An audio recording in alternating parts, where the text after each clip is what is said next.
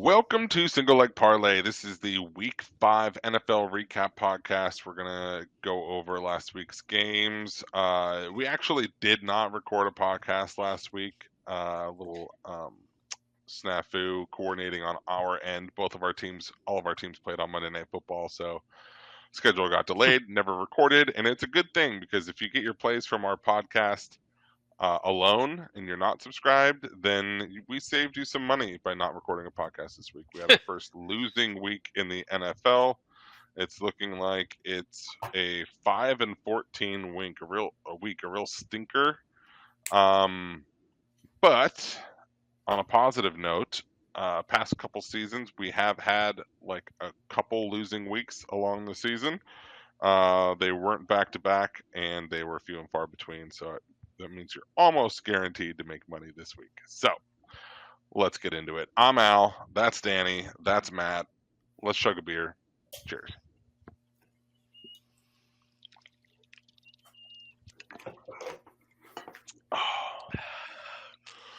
I would like to start by going over some of our awards here. Most impressive is what we normally tackle first. I am going to start myself and go with Kirk Cousins.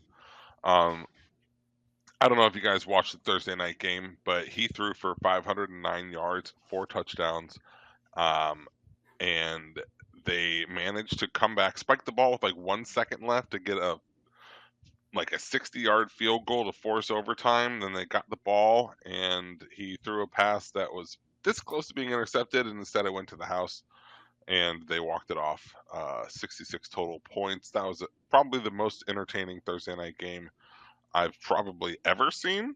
So yeah, props to Kirk Cousins. That was a great Cousins. Show. He sucks in prime time unless it's the day that the team's on short rest, right? Then he's good. Yeah, he did like the swag and surf, and he looked whiter than the sun.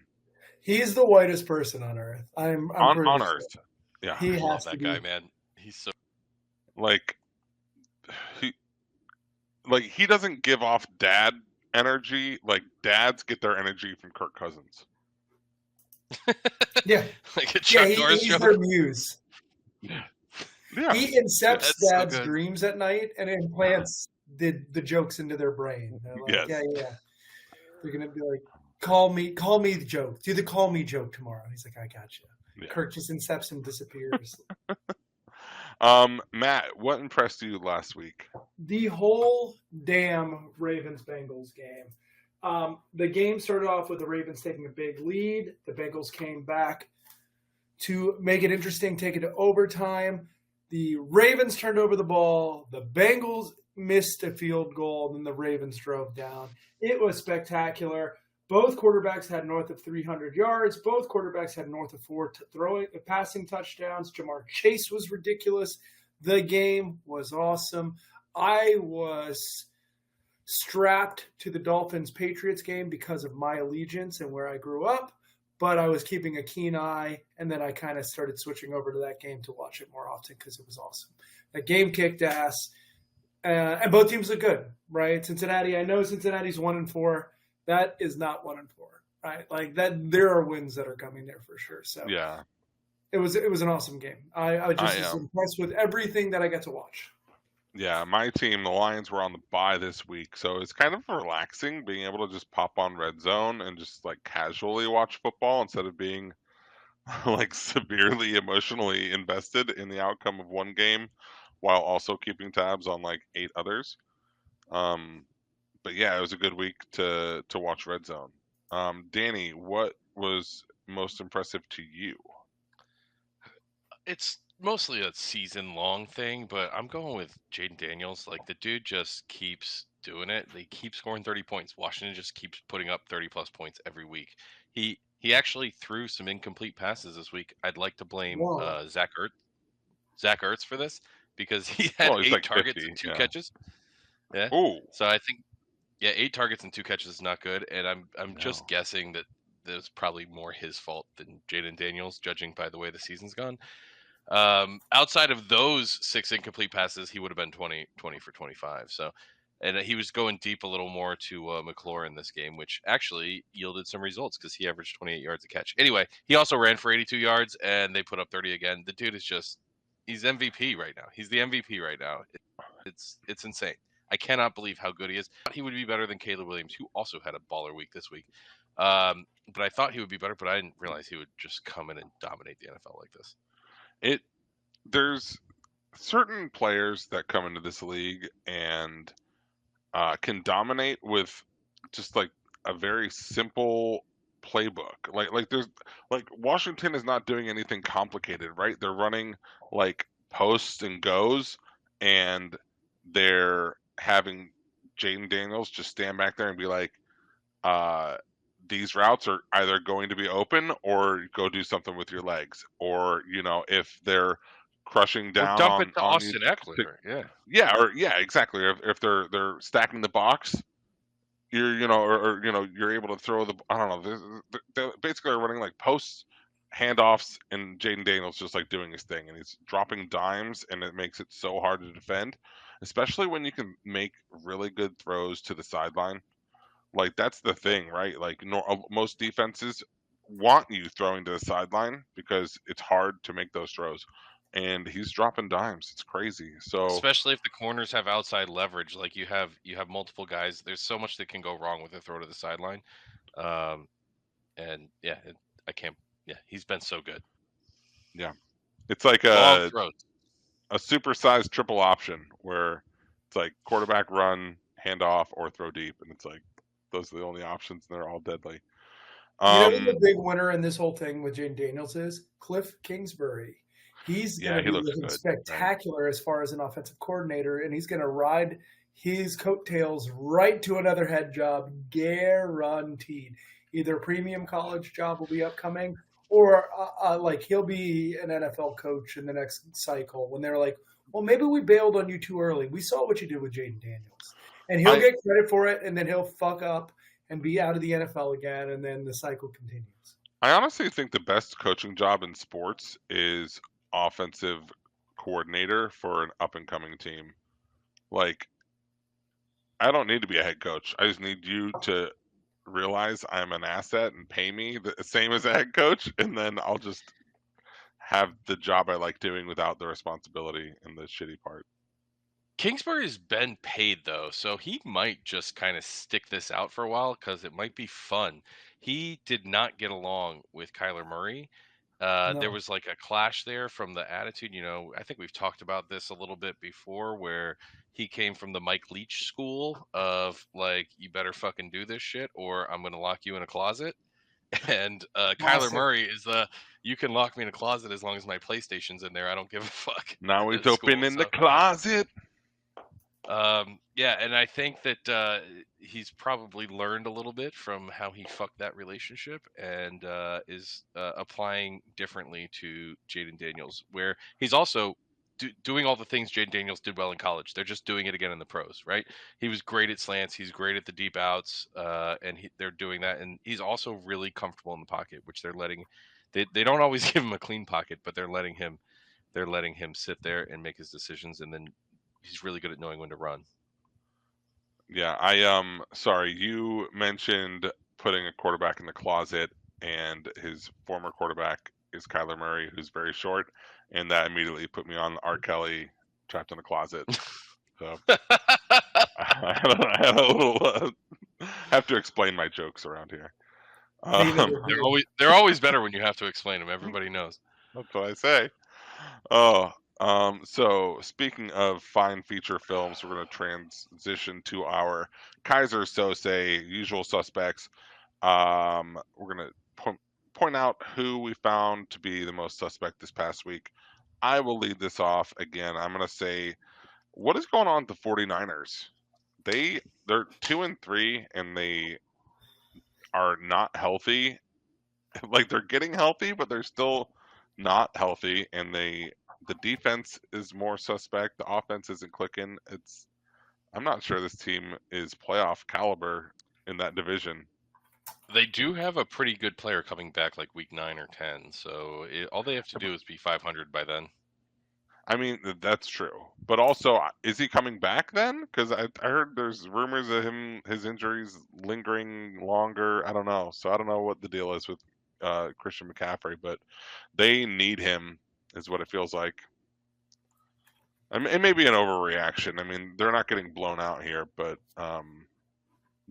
these are games they should be winning. They should, based on the 49ers, people are expecting this should be a 5-0 team, maybe 4-1, not a 2-3 squad. It is a troublesome trend because they're giving up big leads, because that's what happened against the Rams too. They were up 14-7 in that game in the first half. This game they were up 14-0, and they just kind of fucked around and did not put their foot on their throat. And that could be Christian McCaffrey, right? Having that reliable engine. You still have a quarterback who's, I know Brock Purdy's been in the Super Bowl. It's hard to say this at this point, but he may not be an incredibly good player. He may be very serviceable, and he doesn't have his security out. He doesn't have his hot route, right? And it's really nice to have Christian McCaffrey as a hot route. So Brock Purdy, 7th round pick Tua. He processes information quickly. He gets the ball out fast, and he's an accurate thrower. Those are their strengths, right? Like, neither of them are going to throw the ball 75 yards down the field like Anthony Richardson, but they also aren't going to sky one over a guy's head on an obvious like when they're trying to hit the running back coming out of on the swing route. So the Jameis Winston. Yeah, exactly. So I honestly think it's you lose your biggest. Could you imagine the Dolphins offense without Tyreek Hill? Right? It wouldn't make any sense. Or without Tua, and I think Brock Purdy and Christian McCaffrey are those guys for them. I know that they have other weapons with Debo and Kittle Ayuk. and Ayuk, and the Dolphins have other weapons too, but they do run a very similar offense that is kind of needs that guy in the middle to make it all happen. And it might even be Mostert for the Dolphins, because he made our running game look a whole lot better this week with him back. It was we're not a good team, right? Dolphins aren't a good team, and I don't mean to turn the 49ers conversation into the Dolphins, but I do think that Christian McCaffrey is a huge part of that, and of why they're not looking so good right now. Or at least what they could be. I know this is obviously canned overreaction talk here, but this might be a must-win game for them this week. They're traveling to Seattle, and it's a short week, Thursday night football, and they're 0-2 in the division already. If they drop this one, they're 0-3 in the division. They're 2-4 overall in a division where any of those 4 teams can win the division, and that's a really tough hole to climb out of. That puts them in a wild card fight, which is they're not in a good position, because normally a wild card is you're going to need 11 wins for the wild card. Yeah, and if you're 2-4, that's no margin for error. So I mean, while it's not a must win any point this early in the season, but they had better win that game. And I'm not sure they will. Game too. That's a great Thursday night game. It changes the trajectory of the whole, like 3-3 versus 2-4, right? That's what they're looking at. And 0-4 in the division versus 0-3 in division versus 1-2. It's a huge difference in a 17 game season or 16 game season. Well, I guess now we're 17, but 17, yeah. Yeah, so it's a huge difference. Like, there's not that many games. You gotta get your wins where you can. So yeah, this is a huge matchup on Thursday night. I'm looking forward to. Yeah. Danny, who is your Keyzer Soze? Who is sus, as the youths say? I mean, fuck the Jets, but yeah, I'm going with Aaron Rodgers. He's just, he's there. He's pretending, but he's just not Aaron Rodgers. He doesn't have the arm that he had. He doesn't have the mobility, which is probably the biggest drop off in his game, being able to avoid the pressure and then make the throw. He's not looking like Aaron Rodgers should. And everybody says that Jets team has a great offensive line, great back, great receivers. They have the best defense in football, or one of the best defenses in football. All they needed was a quarterback, and now they got a quarterback, and they're still mid. Yeah, dude. He's so. Here's the thing. Everyone was afraid to say it, but there were murmurs of him being washed his last couple years in Green Bay. Then he goes. You mean the one that he won the MVP? He didn't win the MVP his last year or two in Green Bay. His second to last year in Green Bay, he won MVP. You could edit this out if you want. I'm gonna say no. I'm going to say no, but if he did, then I mean just as last year. I also might be biased, but then he blows his Achilles and he comes back and he's 41 years old or whatever, and I think we're just seeing a continuation of that. I don't think Aaron Rodgers likes being less talented than he used to be, and he's taking it out on perfectly adequate teammates. And now he's Yeah, he going to sucks. force the front office to trade for Devontae Adams and still not make the playoffs. He And won hamstring MVP them in to, like, 20. He won MVP in 2020 and 2021. His last year in Green Bay was 2022. So 2 of his last 3 years, he won MVP of the league in Green Bay. He won it back to back, 20 and 21. Yes. No, okay. Well, then his Life last comes year- at you fast as a quarterback, though, right? Like, Yeah. Yeah, I agree.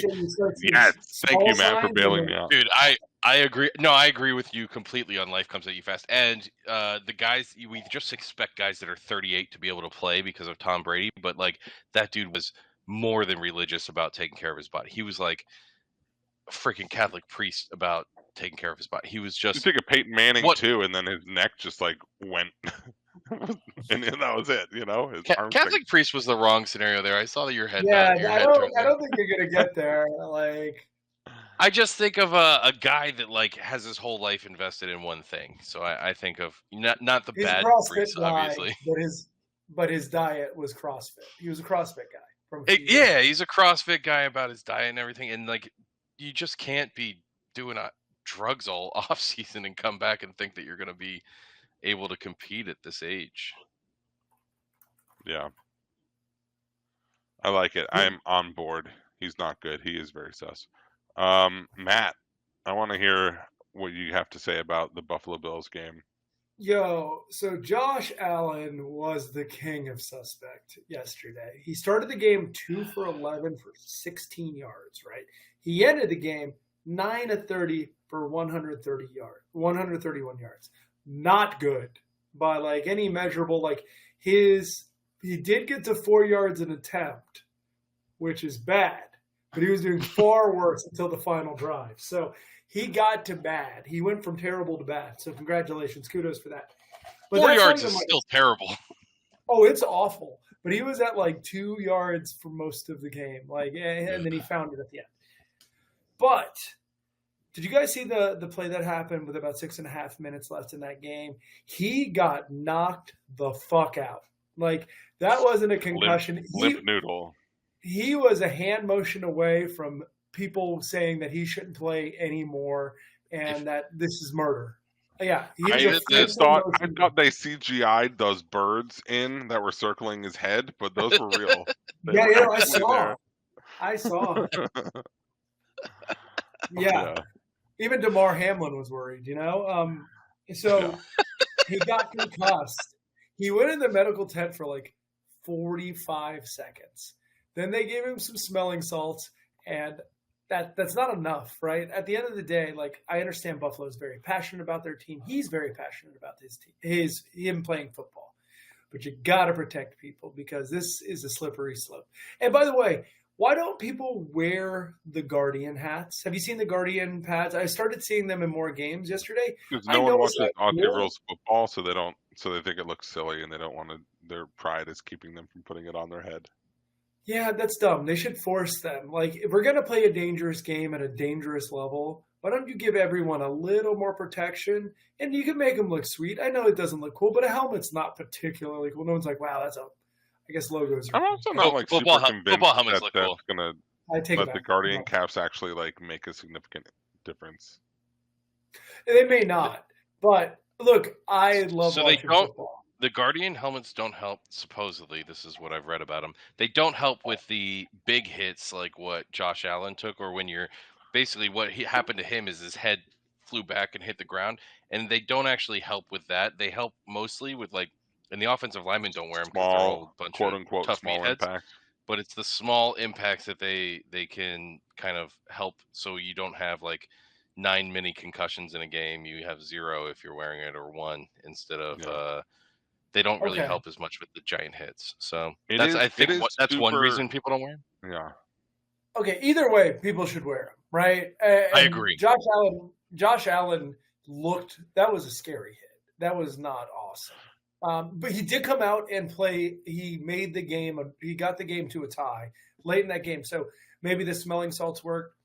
Maybe that's what he needed to like reset the mainframe because he was a little bit off. You know, when you control alt delete your computer because it's a little bit slow, and maybe that was sure they didn't just like throw him in there with the Bayern Munich fan to throw a little in. Yeah. Oh, that's a smelling salt. Yeah. Maybe we need the guy with the smelling salt needs to be investigated. Yeah. Yeah, he got rebooted in safe mode. He did. That's why they let him back in. The IT department was involved there for sure in order to make sure you get to it is super crazy that the NFL like seems to care so much about concussion and instituting a protocol and going above and beyond the legal hurdles of it, right, to make sure that they're not in any way culpable. And then everyone knows that you can have a concussion, you can be fine immediately after, and you can have symptoms develop after the fact, and still they're like, oh, he's good, send him back in. Like they're not. There's like a disconnect there. There's also supposed to be people from the NFL who are independent observers who are watching for concussions, see one, and pull the guy out regardless of what the staff on the field says. And I don't know, maybe those people were out getting pizza because that was very clear that he should not have finished that game. Apparently, to be a concussion, now you have to do the gang signs in front of your face. You gotta. Yeah. You gotta rep your set for sure. But definitely don't simulate any bazooka or bow and arrow because that will get you tossed from a game. But getting your head caved in, you can go right back out. That was the best. That was the funniest shit I've ever seen. All right, let's move on, shall we? Matt, you did not bet last week, so there was nothing you were wrong about. So that's you picked the perfect week to not make any picks. No, I think it's important to know that I did not bet on the NFL. Right. I did bet on college football. I went 3-7. I bet personally about in the Premier League. I think I went 1-5. So I was a giant loser, but I was not a loser in the NFL this week. But I'm back. I'm back to my losing ways this week for you guys because I love the fans. The fan. Bournemouth fucked us this week. We love our fan. Bournemouth fucked us this week. Awful. Yeah, that Chelsea W would have put a nice little parlay in my pocket. Yeah, an accumulator, if you will. I would have accumulated a little more cash. Sure. Daniel, I know there aren't very many bright spots this past week, so you have a lot of options to pick from. But was there anything you were particularly wrong about this week? Two of my 3 losses were by field goals over 57 yards to end the game. So, and I had like +1 or +2 in those games, so that kind of sucked, right? So I can't say boy was I wrong on those. So I'm going to go with the Saints +5.5 because the Chiefs don't suck in primetime. They're good. They're good on Monday Night Football. Danny, actually, all 3 of your losses, well, prior to the Saints, the Colts, they lost on a late field goal from the Jags. The Bills lost on a late field goal from the Texans, and the Bucks lost on a late field goal that forced overtime and then lost in overtime to the Falcons. That's crazy. Yeah, it was, and they were all long as fuck too. They were all over 55 yards. It was like I was like watching those field goals go up and like, come on, like you got to just hit the post. Come on, be the Dolphins kicker. Hit the post. Where's Sanders? So good. I was just going to say NFL kicking is insane this year. Dude, college kicking is crazy too. I've seen 3 different occasions of college kickers just nailing 55+ field goals like a joke. Someone just hit a 60-yarder this past weekend, right? Yeah. Like there are so many. Kicking has gotten crazy, and I don't know what the improvement is. If it's better strength and conditioning, more Australians, or I have no idea what's going on. But I think they probably actually just practice. Whereas, like when we were in high school, I feel like the kickers just kind of like dicked around for 3 hours during practice, and like fucking played tag with the punter, and then occasionally kicked some balls. It's probably like actual I would go the other way. I'm guessing that they've figured out that resting your leg allows you to kick it further and more accurately, so they don't practice as hard. That would be my best guess because science has got into it. But just constant I'm not a kicking coach. Or they're getting Yeah. NIL money now, so they're doing whatever to maximize that money, right? I don't know. The college kids, the pros are Younghoe Koo never misses. I don't think I've ever seen him miss a field goal. He makes every 55-yarder. That dude is incredible. I So wonder, like, I think I saw like, I mean, it was prior to this week, but I think NFL kickers were like combined perfect or something from beyond 55 yards or something like that. With one exception, and it was Justin Tucker had a miss. And it's like Justin Tucker's like the most historically goat. accurate kicker of all the time. goat. Yeah, it's just funny. So Sanders, I think since we're talking kickers, I think the Dolphins should do the thing when we're at 35 to 40 yards of, you know how like when you're punting but you're at like the 48-yard line and you want a little extra space, take the 5 yard penalty, get him into 40, because that dude cannot hit shit between 35 and 40 yards. He will just miss everything, but once he gets over 40, he's back to being pretty good. It's that 35 to 40, and he just fucking sucks.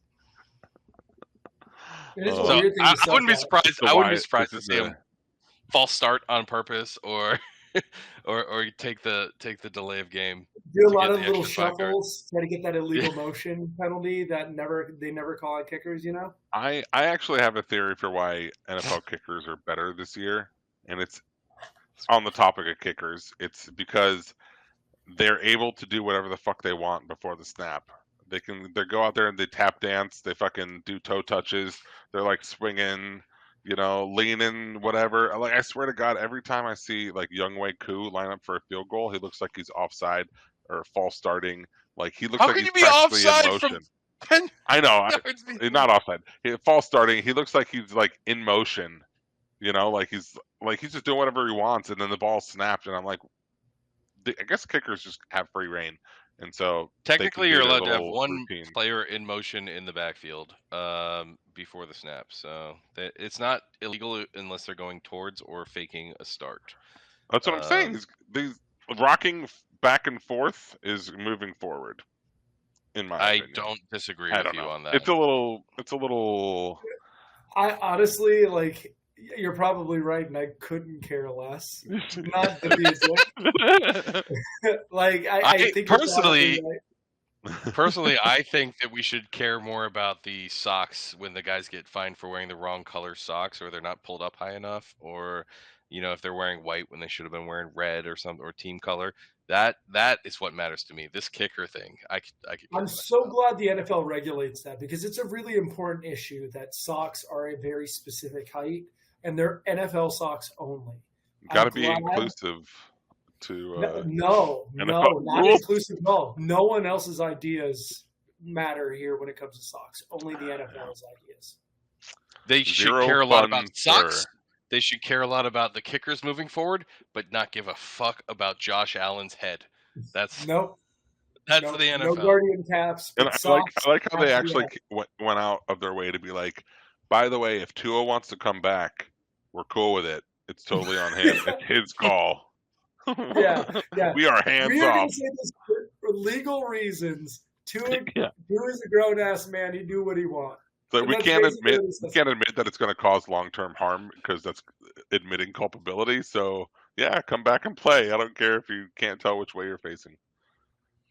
Oh, all right. Let's. Just to put a bow on things we're wrong about. I was wrong on everything.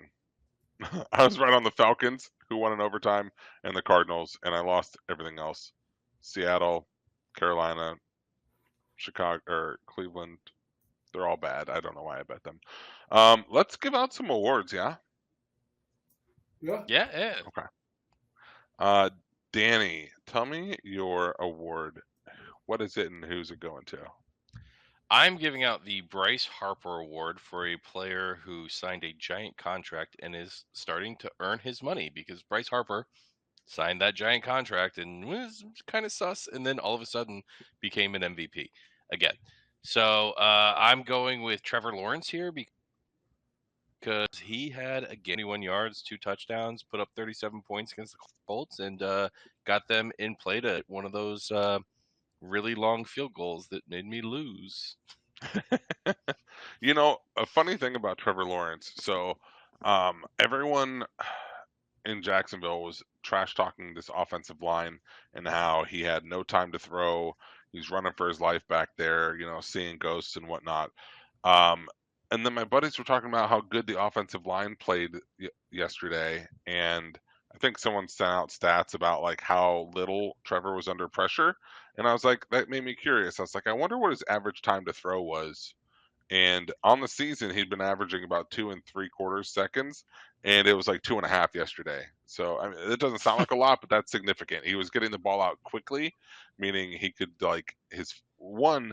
That means you're scheming first reads open, and you're not Yeah. just like calling a play and hoping that the quarterback can make the most of it and get through his progressions when he can't. And then two, you're making an effort to call plays that get the ball out of his hands faster. And look what happened. The offense came alive. Who would have thunk? Who would have thought? Getting the ball out quick in the NFL makes a huge difference. Those pass rushers, the defensive tackles are getting through the guards better than I've ever seen. Like defensive tackle sacks and pressures has been insane. That kid from Tennessee, to Darius Sweat, or whatever, the one that played the Dolphins, that is the scariest. Yeah, that's the scariest motherfucker I've ever seen. He's like 360 pounds, and he is always in the backfield, and he's always fast. Like he's a nightmare. He is the scariest fucker on. The scariest fucker playing right now is definitely the Max from the Raiders. Crosby? What's his last name? Oh yeah, my Max God! Crosby. Did you see that dude's video? Scary. You see the video about the him yelling at Bo? They can't hear you. Speak up. They don't fucking know. Speak up. That is so funny. Oh, every player should be mic'd up. He's hilarious. Dude, it would be better if the NFL everybody had a mic. I guarantee it would be entertaining as fuck. Like that would entertain me like Monday through Thursday. I'd just be watching clips of like people being mic'd up. I don't care about language and just fuck it. Put it all out. I want it. I will give out my award, and it's the Dak Against the Wall award. Dak Prescott had his back against the wall. The Cowboys were on the verge of 2-3 start, and they got first and goal. I think they had a big game that got them down into the red zone, into like a first and goal from the 5 situation. First down, Dak runs it, gets tackled at the half-yard line. Forced out of bounds at the half-yard line. Second down, they hand it off. Dude fumbles. Dak recovers the ball at the 5-yard line. Third down, incomplete. Fourth down, touchdown pass. Cowboys win. The Steelers lose, and all is right in Dallas now because of that one win. So, good job, Dak. I know we joked about this, but the Steelers really are Iowa, huh? Like, from the color scheme. They play incredible defense. They stink on offense. They run the ball, right? Like they're actual NFL Iowa. Yeah. They have a good punter. Of course they have a good punter. They're great. I'm just picturing Mike Tomlin and Kirk Ferentz hanging out, like having a dinner together, steak dinner. That visual seems really awkward. I would love to be a fly on the wall for them having a couple cocktails together. They'd have like an ornery off. Who's more ornery?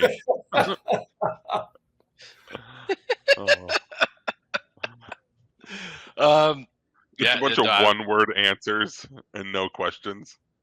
Splash. Matt, what's your award? So there is a famous poem called "The Midnight Ride" of Paul Revere, and he says, "If one if by land or two if by sea."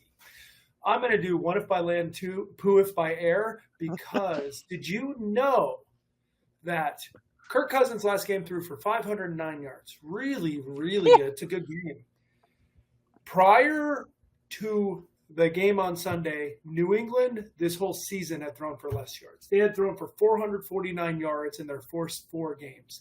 That means one Kirk Cousins appearance had 68 more yards passing than the Patriots through week 1 through week 4. Really wrap your mind around that. That's pretty goddamn impressive.